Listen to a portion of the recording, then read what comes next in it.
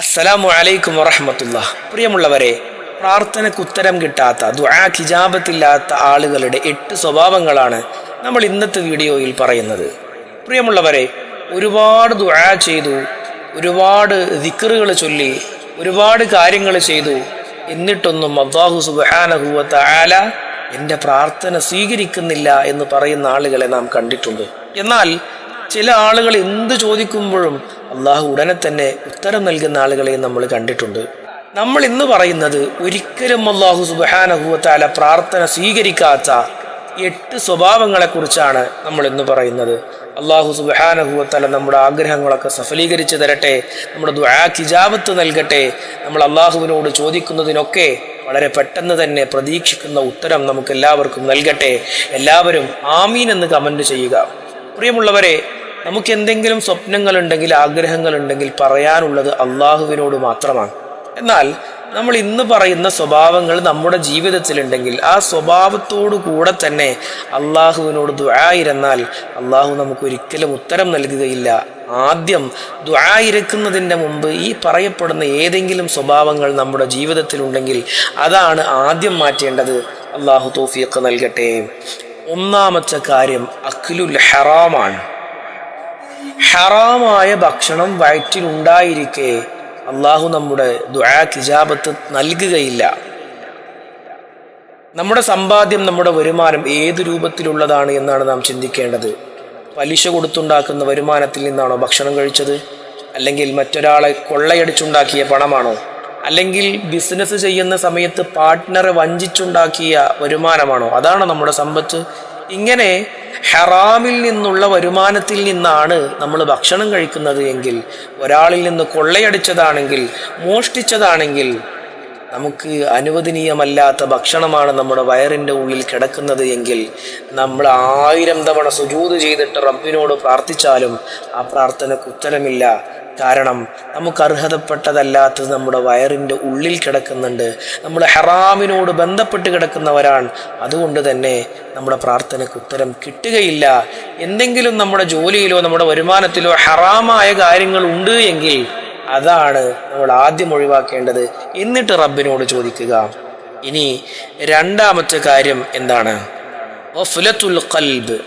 അശ്രദ്ധനായി റബ്ബിനോട് പ്രാർത്ഥിക്കുക. പ്രാർത്ഥിച്ച കിട്ടൂലേ?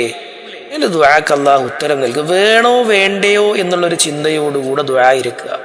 അങ്ങനെ ദുആ ഇരിക്കുന്ന സമയത്ത് കയ്യ് പൊന്തിക്കുന്നതും ദുആ നടക്കുന്നതൊന്നും ഇയാൾക്ക് ഓർമ്മ പോലും ഇല്ല.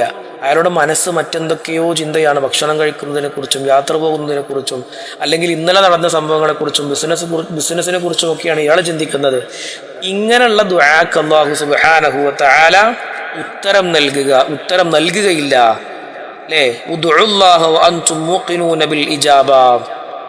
പരിശുദ്ധ ഇസ്ലാം പഠിപ്പിക്കുന്നുണ്ട്, റബ്ബിനോട് നിങ്ങൾ എന്തെങ്കിലും ചോദിക്കുന്നുണ്ടെങ്കിൽ മനസാന്നിധ്യത്തോടുകൂടെ ഉത്തരം പ്രതീക്ഷിച്ചുകൊണ്ടായിരിക്കണം ചോദ്യം ചോദിക്കേണ്ടത്, അള്ളാഹുവിനോട് ആവശ്യപ്പെടേണ്ടത്. അപ്പോഴാണ് അള്ളാഹു നമുക്ക് വാരിക്കോരി തരിക. അല്ലെങ്കിലോ വേണോ വേണ്ടയോ ആണെങ്കിൽ ഉത്തരവും അങ്ങനെ തന്നെയായിരിക്കും. അള്ളാഹു കാത്തുരക്ഷിക്കട്ടെ. പ്രിയമുള്ളവരെ, മൂന്നാമത്തെ കാര്യം അൽ ഇസ്തിഅജാലു. ഇസ്തിഅജാൽ എന്ന് പറഞ്ഞു കഴിഞ്ഞാൽ ചില ആളുകൾക്ക് ഉണ്ടാവും പെട്ടെന്ന് ഉത്തരം കിട്ടണം, അങ്ങനെ ഒരു വേഗം വേണമെന്നുള്ളൊരു ചിന്ത. ദുആ ചെയ്യാൻ വേണ്ടി എല്ലാ ദിവസവും ഒരു ദുആ ചെയ്യാൻ വേണ്ടി തിരഞ്ഞെടുത്തു, നല്ലൊരു ദുആ. എന്നിട്ട് അയാൾ 2-3 ദിവസം കഴിഞ്ഞപ്പോൾ എന്താ ഞാൻ ദുആ ചെയ്തിട്ട് ഉത്തരം കിട്ടുന്നില്ലല്ലോ, ഈ ദുആ ഇജാബത്തില്ലാത്ത ദുആയാണോ? ഒരു ദിവസം കഴിഞ്ഞപ്പോൾ തന്നെ, അല്ലെങ്കിൽ 2 ദിവസം 3 ദിവസം കഴിഞ്ഞപ്പോൾ തന്നെ അയാൾക്ക് അങ്ങനെ ചിന്ത വന്നപ്പോൾ തന്നെ അയാളുടെ ദുആ അല്ലാഹു സ്വീകരിക്കൂല. പിന്നെ അങ്ങനെ ഒരിക്കലും നമുക്ക് ഇനി 1000 ദിവസം നമ്മൾ ദുആ ഇരുന്നാലും ഒരിക്കൽ പോലും എൻ്റെ പ്രാർത്ഥന അല്ലാഹു പെട്ടെന്ന് സ്വീകരിക്കണം, എന്താണ് സ്വീകരിക്കാത്തത് എന്നൊരു ചിന്ത നമുക്ക് വരാൻ പാടില്ല. അങ്ങനെ വന്നാൽ തന്നെ നമ്മുടെ ദുആ ഇജാബത്തില്ലാത്ത ദുആയായി മാറി. പലപ്പോഴും അങ്ങനെയാണ് സംഭവിക്കുന്നത്. 1 മാസം ചൊല്ലാനുള്ള എന്തെങ്കിലും ഒരു ദുആ നമ്മൾ തിരഞ്ഞെടുത്തു. അങ്ങനെ ഒരു 15 ദിവസം കഴിഞ്ഞപ്പോൾ നമ്മൾ ചിന്തിക്കുകയാണ് എന്താണ് ഉത്തരം കിട്ടാത്തത് എന്ന് ചിന്തിച്ചപ്പോൾ തന്നെ ആ 15 ദിവസം നമ്മൾ ദുആ ചെയ്ത പ്രാർത്ഥന ഫലമില്ലാതെയായി. ഇനി ചെയ്യാനിരിക്കുന്ന അടുത്ത 15 ദിവസവും ഫലമില്ലാത്ത പ്രാർത്ഥനയാണ്. അപ്പം അതുകൊണ്ട് പ്രാർത്ഥിക്കുമ്പോൾ ഓരോ നിമിഷവും അല്ലാഹു സുബ്ഹാനഹു വ തആല നൽകുമെന്നുള്ള പ്രതീക്ഷയോടുകൂടെ ആയിരിക്കണം നമ്മൾ ചോദിക്കേണ്ടത്. ഇനി നാലാമത്തെ കാര്യം തുർക്കുൽ അംരി ബിൽ മഅറൂഫ്. നല്ലത് പ്രോത്സാഹിപ്പിക്കാത്ത മനുഷ്യന്റെ പ്രാർത്ഥനയും അല്ലാഹു സ്വീകരിക്കൂല. മക്കള് തെറ്റ് ചെയ്യുമ്പോൾ ആ തെറ്റിനെ വിലക്കാത്ത വാപ്പാന്റെ പ്രാർത്ഥന അല്ലാഹു സ്വീകരിക്കൂല. മക്കള് ഹറാമ് ചെയ്യുമ്പോൾ, നിസ്കാരം ഖളാ ആക്കുമ്പോൾ, അല്ലെങ്കിൽ മറ്റെന്തെങ്കിലും തിന്മ ചെയ്യുമ്പോൾ അതിനെ വിലക്കാത്ത മാതാപിതാക്കളുടെ പ്രാർത്ഥനക്ക് ഉത്തരമില്ല. അല്ലെങ്കിൽ നമ്മുടെ ചുറ്റുഭാഗത്ത് അനുജനോ ജ്യേഷ്ഠനോ സഹോദരിയോ ആരെങ്കിലും ഒരു തിന്മ ചെയ്യുന്നത് കാണുമ്പോൾ വായ കൊണ്ടെങ്കിലും അവരോട് അരുത് എന്ന് പറയാത്തവന്റെ പ്രാർത്ഥനക്ക് ഉത്തരമില്ല. സ്വന്തം കാര്യം മാത്രം നോക്കിയാൽ പോരാ, മക്കളെയും കുടുംബത്തെയും നോക്കണം.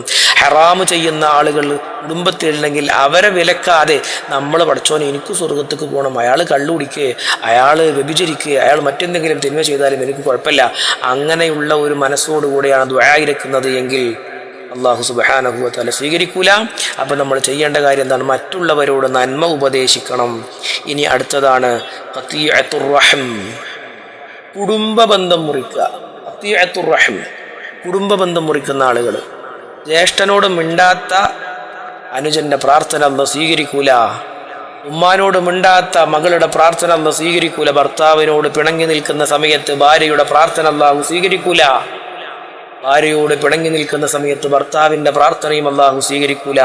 അയൽവാസിയോട് പിണക്കത്തിലായിട്ട് കുറേ വർഷമായി, എന്നിട്ട് നമ്മളിങ്ങനെ സമ്പത്ത് ഉണ്ടാകാൻ വേണ്ടിയിട്ടും കടം വിടാൻ വേണ്ടിയിട്ട് ഇങ്ങനെ തല കുത്തി മറിഞ്ഞ് ദുആയിരിക്കാണ്, അല്ലാഹു സ്വീകരിക്കൂല. ആദ്യം അയൽവാസിയോട് പറഞ്ഞു പോയിട്ട് മാപ്പ് പറയണം, അയൽവാസിയോട് പോയിട്ട് മിണ്ടണം, പിണക്കങ്ങളൊക്കെ പറഞ്ഞു തീർക്കണം. അങ്ങനെ കുടുംബ ബന്ധങ്ങളും പിണക്കങ്ങളും ഒക്കെ തീർക്കുമ്പോഴാണ് അല്ലാഹു നമ്മുടെ ദുആക്ക് ഇജാബത്ത് തരിക.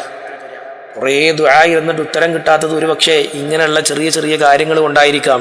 അപ്പം അതുകൊണ്ട് ഏതെങ്കിലും മനുഷ്യനോട് നമ്മൾ എന്തെങ്കിലും രൂപത്തിൽ പിണക്കമോ അല്ലെങ്കിൽ ബന്ധങ്ങൾ മുറിച്ചു നിൽക്കുകയോ ആണ് എങ്കിൽ അത് വീണ്ടും ഇണക്കി ചേർക്കാതെ, വീണ്ടും കൂട്ടിച്ചേർക്കാതെ നമ്മൾ നമ്മുടെ ആവശ്യങ്ങൾ, പടച്ചോനെ എൻ്റെ കടം വീടണം, പടച്ചോനെ എൻ്റെ അസുഖം ഭേദമാവണം, അള്ളാഹുവെ എൻ്റെ ആഗ്രഹങ്ങളൊക്കെ സഫലീകരിച്ച് തരണം എന്ന് പറഞ്ഞു കഴിഞ്ഞാൽ അള്ളാഹു സഫലീകരിച്ച് തരൂല.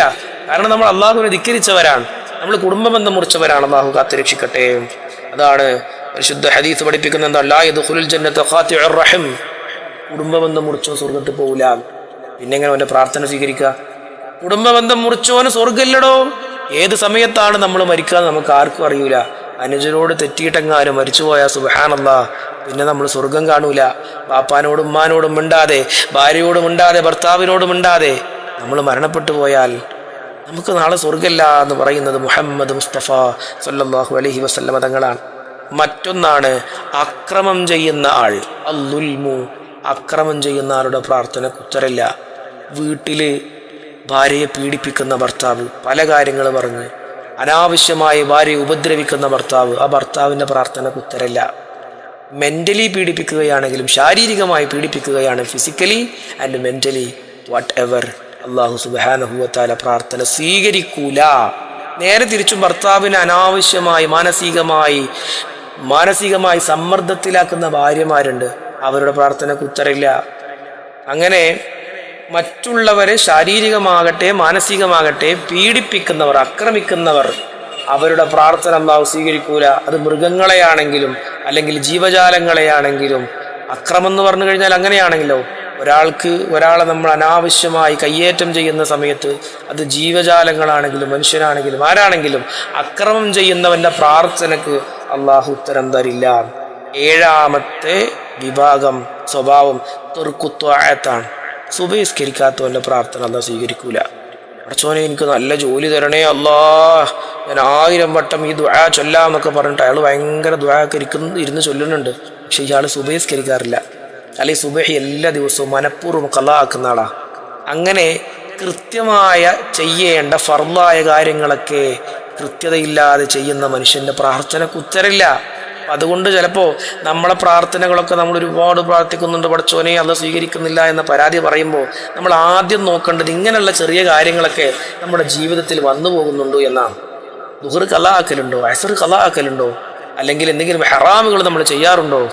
അങ്ങനെ ത്വാഅത്തുകൾ, ആരാധനകളിൽ ഏതെങ്കിലും തരത്തിൽ നമ്മൾ വിമുഖത കാണിക്കുന്നുണ്ട് എങ്കിൽ നമ്മുടെ പ്രാർത്ഥനക്ക് ഉത്തരമില്ല. ഇനി എട്ടാമത്തത്, അവസാനത്തത്, സൂഉല്ലന്നി ബില്ലാഹ്, അള്ളാഹുവിനെ കുറിച്ചുള്ള ചിന്ത മോശമായി കഴിഞ്ഞാലും നമ്മുടെ പ്രാർത്ഥന അല്ലാഹു സ്വീകരിക്കൂല. എങ്ങനെ അള്ളാഹുവിനോടുള്ള ചിന്ത മോശമാവുക? ഞാൻ കുറേ പ്രാർത്ഥിച്ചു, പടച്ചോനിപ്പോൾ തരുമോന്നൊന്നും ഇല്ലയെന്ന് എനിക്കറിയില്ല, എൻ്റെ കടങ്ങളൊക്കെ ലക്ഷങ്ങൾ കോടിക്കണക്കിന് കടങ്ങൾ ബാങ്കിലുണ്ട്, ഇതൊക്കെ ഇപ്പോൾ പടച്ചോൻ വിചാരിച്ചാൽ മാറുമോ? അല്ലെങ്കിൽ ഇപ്പം എൻ്റെ പ്രാർത്ഥനയ്ക്ക് അള്ളാഹു സ്വീകരിക്കൂ. ഇങ്ങനെ ഒരു ചെറിയ എന്തെങ്കിലും അള്ളാഹുവിൻ്റെ കഴിവിലും അള്ളാഹുവിൻ്റെ പവറിലും നമുക്ക് എന്തെങ്കിലും ഒരു സംശയം തോന്നിക്കഴിഞ്ഞാൽ അള്ളാഹുവിന് അതൊക്കെ സാധിപ്പിച്ചു തരാൻ വേറെ എന്തൊക്കെ പണി ഉണ്ടാവും അങ്ങനെയൊക്കെ പറയാറുണ്ടല്ലോ സാധാരണ. അങ്ങനെയൊന്നും പറയാൻ പാടില്ല. അള്ളാഹു സുബ്ഹാനഹു വ തആല മാലിക്കുൽ മുലൂക്കാണ്. അപ്പോൾ സൂഉല്ലന്നി ബില്ലാ, അള്ളാഹുവിനെ കുറിച്ചുള്ള ചിന്ത ഏതെങ്കിലും തരത്തിൽ മോശമായിട്ട് നമ്മൾ എത്ര സുജൂദിൽ കടന്ന് ദുആയിരുന്നിട്ടും നമ്മുടെ പ്രാർത്ഥനക്ക് ഉത്തരം കിട്ടുകയില്ല. അന ഇൻദ ളന്നി അബ്ദീ ബി, അള്ളാഹു സുബ്ഹാനഹു വ തആല പറയുന്നുണ്ട്, എൻ്റെ ദാസൻ, എൻ്റെ അടിമ എന്നെക്കുറിച്ച് എന്ത് കരുതുന്നോ അതുപോലെയാണ് ഞാൻ. അള്ളാഹ് തരൂലാന്ന് കരുതിയാൽ അള്ളാഹ് തരില്ല, അള്ളാഹ് തരും എന്ന് വിചാരിച്ചാൽ അള്ളാഹു തരും. അപ്പോൾ അള്ളാഹുവിനെ കുറിച്ചുള്ള ലന്ന്, അള്ളാഹുവിനെ കുറിച്ചുള്ള ചിന്ത, ധാരണ നമ്മൾ നന്നാക്കണം. അപ്പോഴാണ് അള്ളാഹു സുബ്ഹാനഹു വ തആല പ്രാർത്ഥനയ്ക്ക് ഉത്തരം നൽകുക. പ്രിയമുള്ളവരെ, നമ്മൾ ഇന്ന് പറഞ്ഞത് പ്രാർത്ഥനയ്ക്ക് ഉത്തരം ലഭിക്കാത്ത ആളുകളുടെ 8 സ്വഭാവങ്ങളെക്കുറിച്ചാണ്. ഈ 8 സ്വഭാവങ്ങളിൽ ഏതെങ്കിലും ഒന്ന് നമ്മുടെ ജീവിതത്തിൽ ഉണ്ട് എങ്കിൽ, എന്നിട്ട് നമ്മൾ ഒരുപാട് പ്രാർത്ഥന നടത്തുന്നുണ്ട് എങ്കിൽ വെറുതെയാണ്. ആദ്യം ഈ 8 കാര്യങ്ങൾ നമ്മുടെ ജീവിതത്തിൽ നിന്ന് ഒഴിവാക്കാൻ നോക്കുക. എന്നിട്ടാണ് നമ്മൾ പ്രാർത്ഥിക്കേണ്ടത്. അള്ളാഹു സുബ്ഹാനഹു വ തആല ദുആക്ക് ഇജാബത്തുള്ള ആളുകളിൽ നമ്മെ എല്ലാവരെയും ഉൾപ്പെടുത്തട്ടെ. നമ്മുടെ ആഗ്രഹങ്ങളെല്ലാം അള്ളാഹു സഫലീകരിച്ച് തരട്ടെ. അസ്സലാമു അലൈക്കും വറഹ്മത്തുള്ളാഹി വബറകാതുഹു.